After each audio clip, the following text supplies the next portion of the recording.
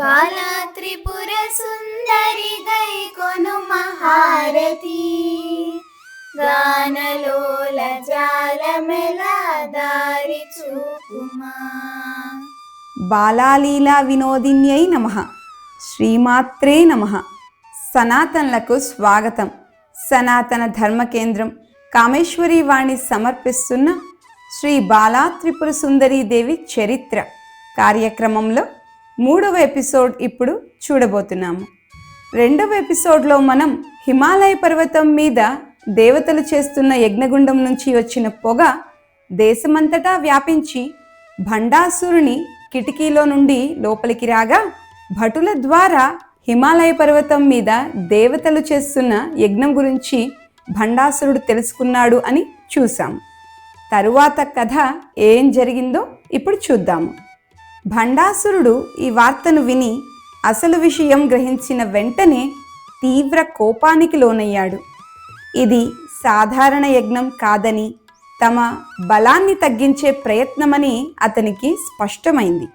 అతడు వెంటనే మంత్రులను పిలిపించి, దేవతలు యజ్ఞం చేస్తున్నారట, మనం ఇలా ఊరుకుంటూ నిద్రపోతామా? సైన్యాన్ని సమీకరించండి, ఆ యజ్ఞాన్ని భంగం చేయడానికి వెంటనే బయలుదేరాలి అని గట్టిగా ఆజ్ఞాపించాడు. ఈ నిర్ణయం విని విష్ణుమూర్తి పంపిన ఆ సౌందర్యవతులు తొందరగా ముందుకు వచ్చారు. ప్రభూ అని వారు మృదువుగా పలికారు. మీరు రాక్షసులైనా సరే మామూలు వారు కారు, మాట తప్పేవారు అస్సలే కారు. మాకు ఎన్నో వరాలు ఇచ్చారు.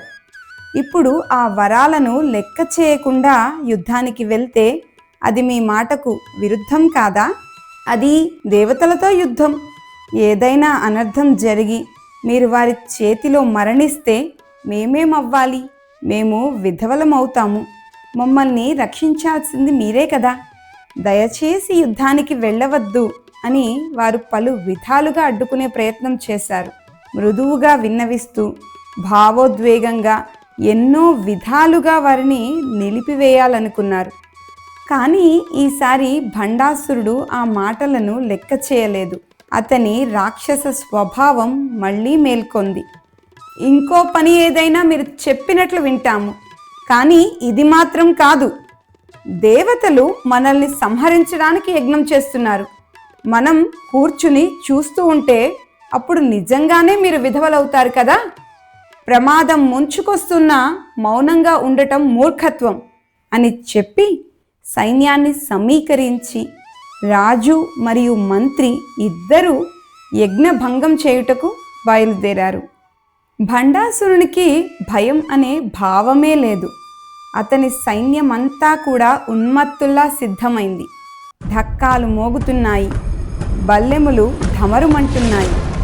గొంతెత్తి కేకలు వేస్తూ భూమిని కంపింపజేస్తూ హిమాలయ దిశగా కదిలారు. ఆ గర్జన వినిపించగానే హిమాలయంపై యజ్ఞం చేస్తున్న దేవతల హృదయాల్లో కంపనం పుట్టింది. ఇదిగో రాక్షసులు వచ్చేస్తున్నారు అన్న భావన వారిని క్షణంలో దిగులుపరిచింది. యజ్ఞాన్ని ఆపాలా, ప్రాణాలను కాపాడుకోవాలా అన్న సందేహం వారిలో మొదలయ్యింది.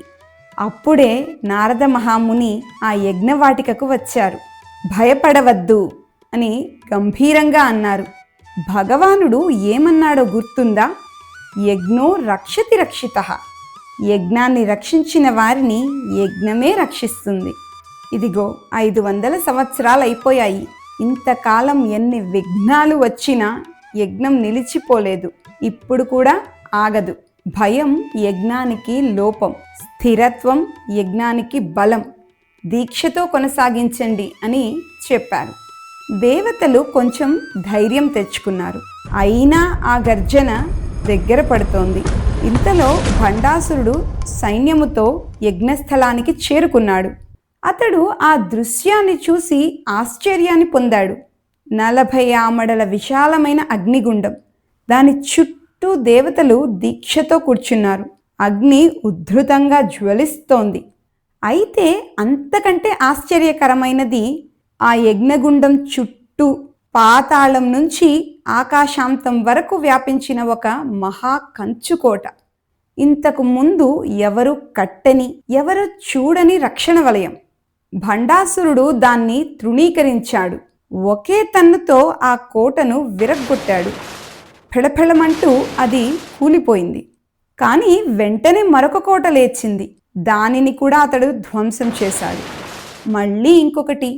ఇలా 100 కోటలను వరుసగా విరగ్గొట్టాడు. ప్రతిసారి అతని బలం పనిచేసింది. ప్రతిసారి కోట కూలిపోయింది. కానీ ప్రతిసారి వెంటనే మరొకటి సిద్ధమవుతోంది. ఇది సాధారణ రక్షణ కాదు. ఇది యజ్ఞశక్తి, దీక్షతో చేసిన ఉపాసనకు కలిగే ఆత్మరక్షణ. ఇక్కడ భండాసురుడు ఒక క్షణం ఆలోచించాడు.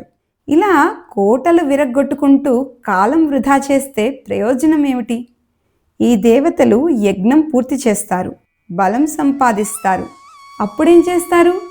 యుద్ధానికే కదా వస్తారు. అప్పుడే వారిని నాశనం చేస్తే సరిపోదా?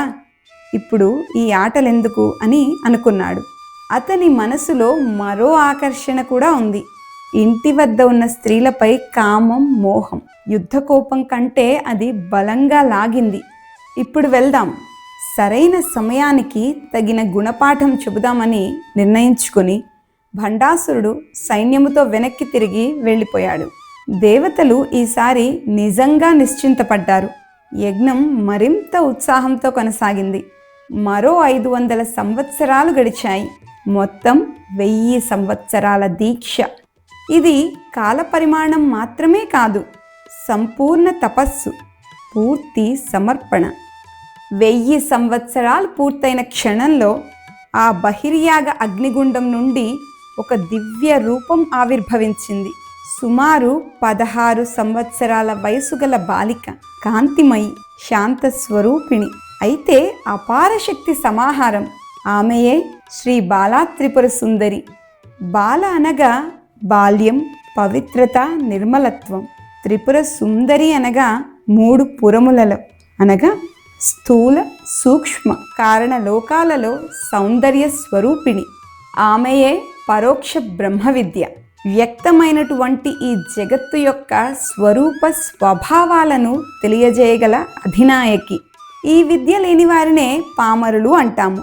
వారికి పై విషయాలే తెలుస్తాయి కానీ విషయాల ఆంతర్యము తెలియదు. ఆ బాలా త్రిపుర సుందరి చేసిన కార్యం మరింత గంభీరమైనది. ఆమె ఇంతకాలము దీక్షతో తపస్సు చేసిన దేవతలనందరినీ ఆ అగ్నిగుండంలోకి నెట్టింది. ఇది శిక్ష కాదు, ఇది శుద్ధి. యజ్ఞాగ్నిలో దేవతలు లీనమయ్యారు. ఆ అగ్ని యొక్క తేజస్సు, శక్తి, సామర్థ్యం వారిలో నిండింది. వారు ఇప్పుడు నిర్వీర్యులు కాదు, పునర్జన్మ పొందినవారు, పరాక్రమశీలులు. ఆ బాలా త్రిపుర సుందరి దేవతలనందరినీ వెంటబెట్టుకొని బ్రహ్మాండ భాండంపై ఉన్న ఆవరణాన్ని కదిలించి రాక్షసులకు అందని స్థితికి వారిని తీసుకెళ్ళిందని పురాణవచనం చెబుతోంది. ఈ భాగాన్ని మనం మరింత స్పష్టంగా అంతరార్థంతో ఇలా గ్రహించాలి. పురాణంలో బ్రహ్మాండ భాండంపై ఉన్న ఆవరణాన్ని కదిలించింది అని చెప్పబడింది. ఇది భౌతికంగా ఏదో గోడను కదిలించిందని అర్థం కాదు. బ్రహ్మాండ భాండం అంటే ఈ సమస్త సృష్టి, మనకు కనిపించే ప్రపంచం, మన ఇంద్రియాలకు గోచరమయ్యే స్థూలలోకం. దానిపై ఒక ఆవరణం ఉందని శాస్త్రాలు చెబుతాయి. ఆ ఆవరణమే అజ్ఞానం. అది ఉండగా మనం పరిమితంగా మాత్రమే చూస్తాం, ఆలోచిస్తాం, స్పందిస్తాం. ఇప్పుడు రాక్షసులంటే ఎవరు? పురాణ కథలో వారు అసురులు. కానీ అంతరార్థంలో అజ్ఞానం చేత ఆవరింపబడి కేవలం స్థూల ప్రపంచానికే పరిమితమై ఇంద్రియ సుఖాలు, శక్తి, అధికారం ఇవే నిజమని భావించే ఒకానొక స్థితి. అట్టి రాక్షసత్వం మాయాకల్పితమైన విషయాలను మాత్రమే గ్రహించగలదు, అవి మాత్రమే ప్రభావితం చేయగలదు. చైతన్యం ఎత్తుకు ఎగసితే అది వారి పరిధిలోకి రాదు. బాలా త్రిపుర సుందరి ఆవిర్భావం అనగా పరోక్ష బ్రహ్మ విద్య యొక్క ఆవిర్భావం ఏం చేసింది? ఆమె దేవతలను అగ్నిలో లీనమయ్యేటట్లు చేసింది. అంటే యజ్ఞాగ్ని ద్వారా దేవతలకి సంపూర్ణ శుద్ధి, తేజస్సు, అంతర్గత బలం ప్రసాదించింది. దేవతల స్థాయి పెరిగింది, వారి చైతన్యం విస్తరించింది. వారు ఇక కేవలం స్థూల శక్తిపై ఆధారపడే స్థితిలో లేరు. అప్పుడేమైంది? రాక్షసులు వారిని అందుకోలేకపోయారు. ఎందుకంటే అజ్ఞానం జ్ఞానాన్ని జయించలేదు, మోహం నిర్మలత్వాన్ని ప్రభావితం చేయలేదు, స్థూల బలం సూక్ష్మశక్తిని జయించలేదు. కాబట్టి రాక్షసులకు అందని చోటుకు తీసుకువెళ్ళింది అంటే దేవతలను భౌతికంగా ఎక్కడికో తరలించిందని కాదు, వారి చైతన్య స్థాయిని అంత ఎత్తుకు చేర్చింది, అక్కడికి అజ్ఞానం చేరలేనంతగా అని. అది కేవలం స్థల మార్పు కాదు, చైతన్య స్థాయి మార్పు. అక్కడి నుంచి యుద్ధం భౌతిక స్థాయిలో కాదు, శక్తి స్థాయిలో మొదలవుతుంది. ఇది ఆ తరువాతి ఘట్టానికి ఆరంభం. యజ్ఞగుండం నుంచి ఆవిర్భవించిన బాలా త్రిపుర సుందరి తరువాత ఏం చేసింది, కథ ఏ మలుపు తిరిగింది అన్న విషయాలను రాబోయే ఎపిసోడ్స్ ద్వారా తెలుసుకుందాం. బాలాలీలా వినోదిన్యై నమః. శ్రీమాత్రే నమః.